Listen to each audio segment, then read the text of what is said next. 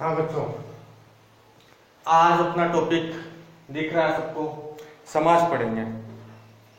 ठीक है, ये आपके 9वीं से लेकर के 12वीं तक के चीज में चलता है समास, कि आखिर समास क्या है और इसका प्रयोग हम क्यों करते हैं। सबसे पहले समास का अर्थ मैंने लिख रखा है, संक्षिप्त या छोटा करना। समास का अर्थ क्या है? या तो संक्षिप्त या छोटा करना है। कैसे है अपन आगे जैसे जैसे पढ़ते जाएंगे वैसे वैसे मैं आपको बताता जाऊंगा। इसकी परिभाषा बहुत बार एग्जाम में परिभाषा पूछा जाता है कि समास की परिभाषा लिखिए, 1 नंबर का क्वेश्चन। दो या दो से अधिक शब्द या पद, बात एक ही है, ठीक है, कि परस्पर संयोग को समास कहते हैं। जब 2 या 2 से अधिक पद आपस में संयोग होते हैं, आपस में जुड़ते हैं, उसको क्या कहते हैं? हम समास कहते हैं। इस मेल से में विभक्ति चिन्हों का लोप हो जाता है। इस मेल में कौन सी चिन्हों का? विभक्ति चिन्हों का लोप हो जाता है। अब ये विभक्ति चिन्ह क्या है? आपने पढ़ा होगा, कर्ता ने कर्म को करण से के द्वारा, याद है सबको विभक्ति चिन्ह। हम चौथी पांचवी क्लास से ही रटते आ रहे हैं। ठीक है, ये वही विभक्ति चिन्ह है जो समास में आते ही क्या हो जाता है? इनका लोप हो जाता है। अब अपन बात करते हैं मुख्य रूप से समास के कितने भेद हैं। सबको पता है, नॉर्मली है कि मुख्य रूप से समास के कितने भेद हैं? 6 भेद है। अब पहला समास है तत्पुरुष समास। बहुत बार सब, यदि ये आपके में मुझे पूछा जाए और मुझे ये कहा जाए कि आपको पेपर बनाना है, तो मेरा मुख्य चॉइस रहेगी या तो तत्पुरुष समास, या बाद में मैं दे सकता हूं द्वंद्व समास, या दूंगा मैं बहुब्रीहि समास। क्योंकि बच्चे सबसे ज्यादा इन्हीं में ही कंफ्यूज होते हैं। और एग्जाम लेने का अर्थ ये हुआ कि आपकी सोचने की शक्ति कितनी है। ठीक है ना, आपको कितना आता है वो इंपॉर्टेंट नहीं है, आपके सोचने की शक्ति, आप कितना सोच सकते हो। बस यदि आपका सोचने की परख जांचनी है मुझे, तो मैं मुख्य रूप से एक तत्पुरुष समास दूंगा एग्जाम में, एक द्वंद्व समास दूंगा और एक बहुब्रीहि समास दूंगा। ठीक है, अब चलो सबसे पहले अपन बात करते हैं तत्पुरुष समास कि तत्पुरुष समास क्या है और इसका प्रयोग कहाँ किया जाता है और कैसे हम इसको पहचानते हैं। ठीक है ना, इंपॉर्टेंट है, सबसे ज्यादा इंपॉर्टेंट, मैं फर्स्ट नंबर इसी को दूंगा, सबसे ज्यादा इंपॉर्टेंट है, इसलिए अपन इसको विस्तार से पढ़ेंगे और बाद में पढ़ेंगे।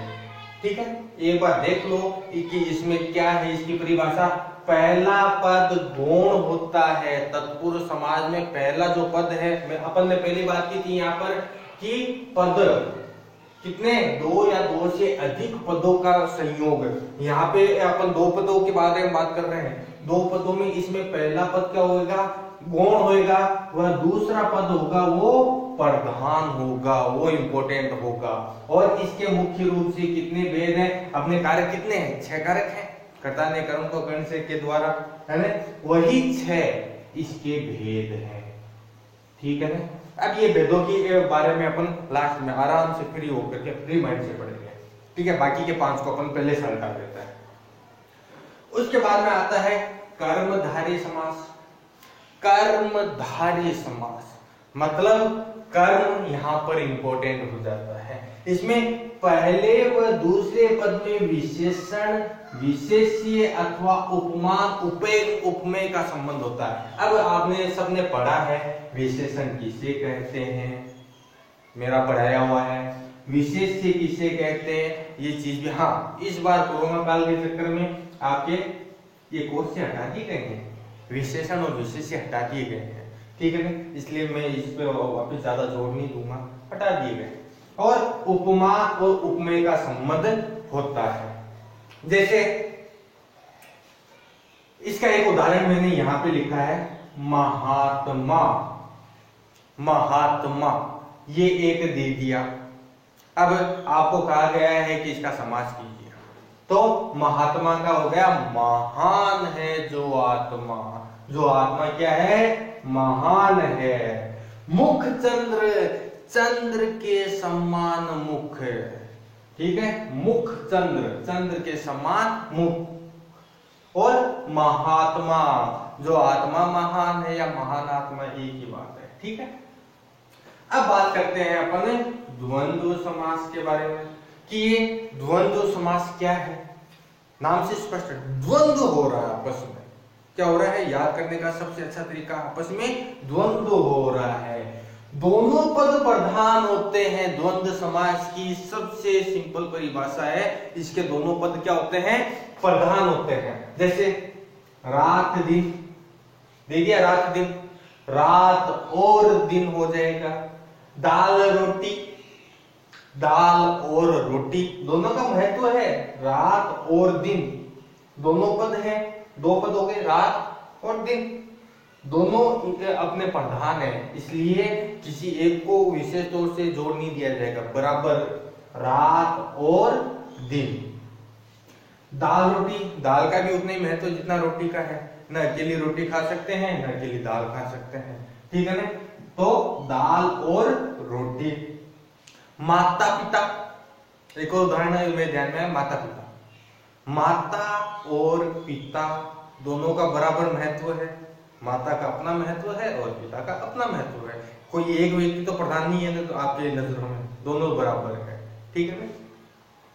उसके बाद में अपन बात करते हैं द्विगु समास कि ये द्विगु समास क्या है।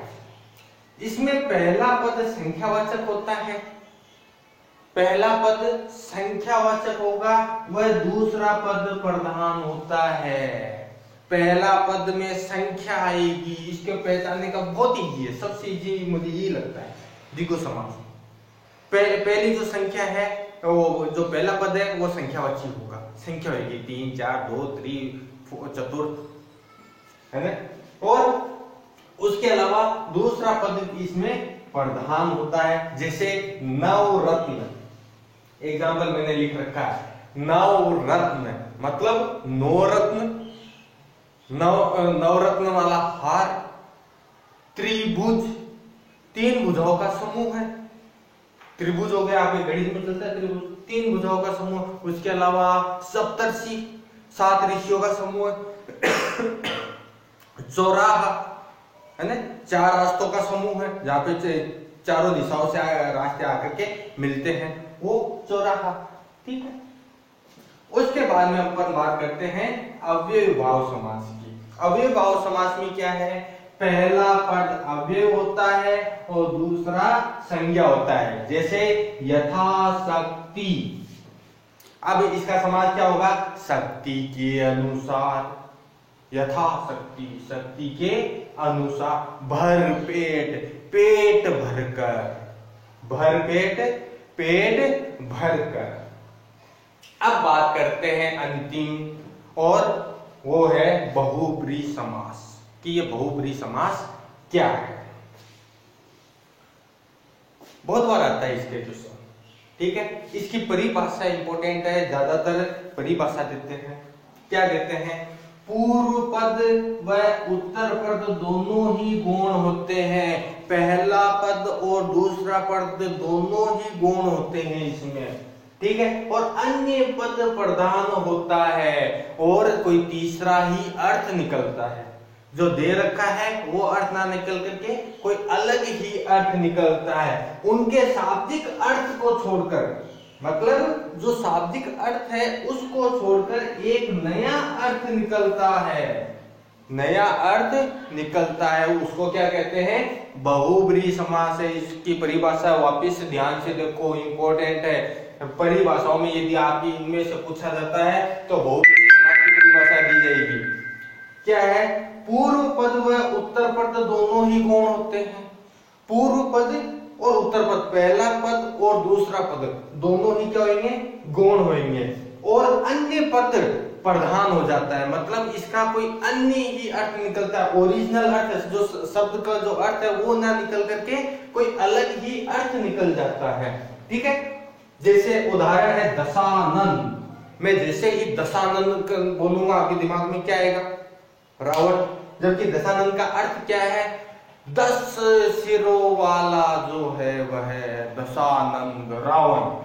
दिगंबर, जिसके वस्त्र ही ये दिशाएं ही जिसके वस्त्र हो उसको क्या बोलते हैं? दिगंबर। और नीलकंठ, जिसका कंठ नीला है वो महादेव, नीलकंठ। ठीक है ना? ये दिगंबर, जिसकी जो ये दिशाएं ही जिसके वस्त्र हो। दिगंबर समाज मुख्य रूप से जैन समाज के लिए, जैन समाज की एक शाखा है दिगंबर। ठीक है ना? ये चीजें हैं। अब अपन बात करेंगे किसकी? तत्पुरुष समास की। तत्पुरुष समास के जो 6 भेद है उनके बारे में अपन बात करेंगे। हाँ, अब अपन तत्पुरुष के भेद पढ़ेंगे। ठीक है? तत्पुरुष समास, पहला पद इसमें अपन ने बात की थी गौण होता है और दूसरा पद क्या होता है? प्रधान होता है। मुख्य रूप से इसके कितने भेद बताए थे मैंने? कि इसके मुख्य रूप से 6 भेद होते हैं। ठीक है? अब देखो, अब पहला जो है अपना है कर्म तत्पुरुष समास। इसके 6 भेद है, 6 भेद है। 6 में से पहले जो भेद के बारे में बात करते हैं वो है कर्म तत्पुरुष समास। इसमें को विभक्ति का चिन्ह का जो प्रयोग होता है वो बंद लोप हो जाता है। को का यहाँ पर हम लोप कर देंगे। जैसे लिखा हुआ है ग्रामगत। ग्रामगत मतलब गांव को गया हुआ। यहाँ पर हमने किस चीज का लोप कर दिया है? को का कर दिया है, गांव को गया हुआ। उसी प्रकार से शरणागत मतलब शरण को आया हुआ। यहाँ पे किसका लोप कर दिया हमने? को का लोप कर दिया है। ठीक है? अब अपन बात करते हैं सेकंड करण तत्पुरुष की। करण तत्पुरुष, करण तत्पुरुष में हम मुख्य रूप से से चिन्ह का लोप करते हैं। किसका लोप करेंगे? से चिन्ह का लोप करेंगे। जैसे देख लो आप आगे, भावपूर्ण, भाव से पूर्ण, यहाँ पर हमने किसका लोप किया है? से का लोप कर दिया है। उसके बाद में देखते हैं हम हस्तलिखित। हस्तलिखित मतलब हस्त से लिखित। ठीक है? ये देखो, आप इसको ध्यान से देखोगे तो यहाँ पर हस्त से लिखित मतलब हाथ से लिखा हुआ। हस्त लिखित का क्या हो गया? हाथ से लिखा हुआ। मतलब यहाँ पर किसका लोप कर रहे हैं? वापिस हम कौन से विभक्ति चिन्ह का? से का लोप कर रहे हैं। से का लोप करते ही आपके दिमाग में तुरंत क्या जाना चाहिए कि इसमें करण तत्पुरुष समास है। उसके बाद में अपन तीसरे के बारे में बात करते हैं संप्रदान तत्पुरुष। इसमें के लिए चिन्ह का लोप होता है। कौन से चिन्ह का? के लिए चिन्ह का लोप होता है। जैसे गुरु दक्षिणा। अब गुरु दक्षिणा, गुरु के लिए दक्षिणा। पहले क्या होता था कि पहले के काल में, वर्तमान में तो नहीं है ये, पहले के काल में गुरु को दक्षिणा दी जाती थी। दक्षिणा विद्यार्थी कैसे देते थे कि गुरुकुल में जाते थे, 10, 12, 15 साल जितने भी साल उनको अध्ययन करना होता था उतने साल वो अध्ययन करते हैं। अध्ययन पूरा होने के बाद में वो जब वापिस अपने घर की ओर जा रहे होते तब गुरु को कहते कि आपने हमें अध्ययन कार्य करवाया है, अब आप हमें हमसे कुछ भी मांग सकते हैं। तब गुरु अपनी इच्छा के अनुसार मांग लेता था। ठीक है? तो एकलव्य का उदाहरण अपने सामने है कि वो गुरु ने उनसे अंगूठा ही मांग लिया तो अंगूठा काट के दे दिया। वर्तमान में आप ही जमा करवा रहे, वही गुरु दक्षिणा होगी। ठीक है? गुरु के लिए यहाँ पर हमने किस चीज का लोप किया है? के लिए का लोप किया है। उसके बाद में युद्ध भूमि, युद्ध के लिए भूमि, जो युद्ध के लिए भूमि होती है यहाँ पर युद्ध भूमि के लिए का हमने लोप कर दिया है। उसके बाद में अपन चौथे पे आते हैं, वो है अपादान तत्पुरुष। कौन सा है? अपादान तत्पुरुष मतलब अपादान नाम से स्पष्ट है, अलग होने के अर्थ में, पृथक होने के अर्थ में। ठीक है ना? अपादान का अर्थ हो गया अलग होने के अर्थ में। इसमें देखो से पृथक या अलग होने के अर्थ में हम इसको लोप करते हैं। जैसे पथ से भ्रष्ट, कोई व्यक्ति पथ से भ्रष्ट हो जाता है, सीधा अपन बोल देते हैं पथ भ्रष्ट व्यक्ति। है ना, पथभ्रष्ट व्यक्ति है। उसके अलावा किसी व्यक्ति को देश से निकाल दिया गया है, देश से निकाला दे दिया गया। अब इतना बोलेंगे तो सीधे बोल सकते हैं उसको देश निकाला दे दिया, देश निकाला, यहाँ पर से का हमने लोप कर दिया है।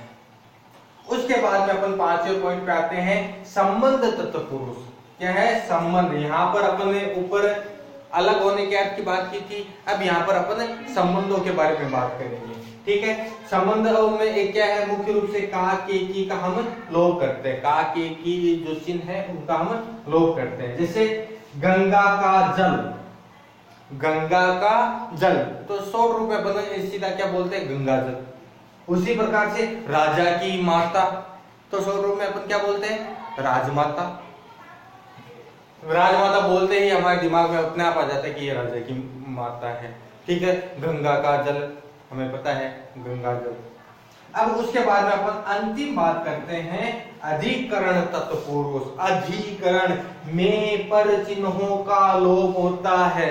इसमें कौन कौन से चिन्हों का, में का, पर चिन्हों का लोप होता है, उसको अधिकरण तत्पुरुष कहते हैं। जैसे जलमग्न, जल में मग्न, यहाँ पर में का प्रयोग, हमने में जो चिन्ह है उसका लोप कर दिया है।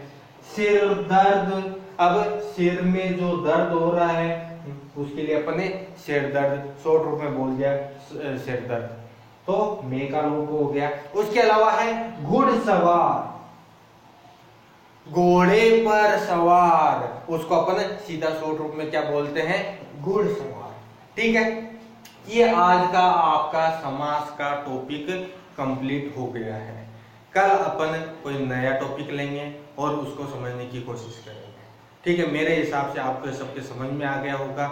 इस वीडियो को एक दो बार देखिए और एकदम क्लियर हो जाएगा। बाद में आपको बार बार पढ़ने की आवश्यकता है, एक दो बार यदि ध्यान से देख लोगे तो पूरी चीज समझ में आ जाएगी। ओके, बाय सबके लिए।